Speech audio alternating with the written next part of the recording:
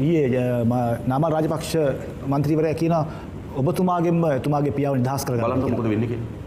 තාත්තලා පුතාලට. නෑ එහෙම පියා විතරක් නේ අම්මා නිදහස් වෙන්නේ නැති මම කියන්නේ. හරිද? නෑ එතුමා එහෙම කියන්නේ මොකක්ද විශ්වාස කියන්නේ? බලන්න. බලන් ඉන්නකෝ. එයා ජීවත් වෙනවා මම ජීවත් වෙනවා. ඔබත් ජීවත් වෙනවා. මේ රට කළ තියෙන අපරාධ සමහර කියන්නේ ලැජ්ජයි. හරි. එයාද කතා කරන්නේ නෙමෙයි. මහජනගේ ධනෙ කෝටි ප්‍රොපර්ටි කරන කොකම් කරලා.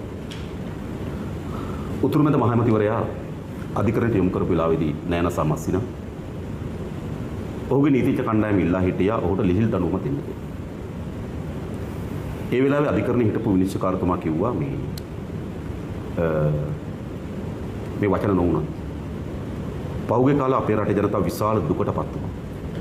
බෙහෙත් නැති වෙන තත්ත්වයකට. ජනතාව පීඩාවටපත් වුණා. මේ වාගේ ප්‍රතිඵල ඒ නිසා මේවට ලිහිල් දඬුවම් නෙවෙයි ලබා දී යුතු උපරිම දඬුවම දෙන්න ඕන කියලා ලක්ෂ 26ට අවුරුදු 16ක් කිරියනේ. ඒක තමයි ඇත්ත.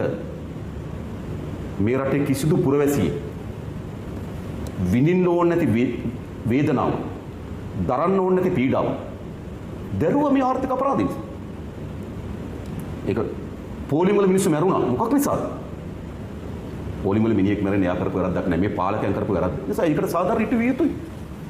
ඒක කිසිවෙක් බිය ගැනීම කිසිවකින් පලි ගැනීම නෙවෙයි සමාජ යුක්තිය ඉටු කරන්න ඕනේ රට.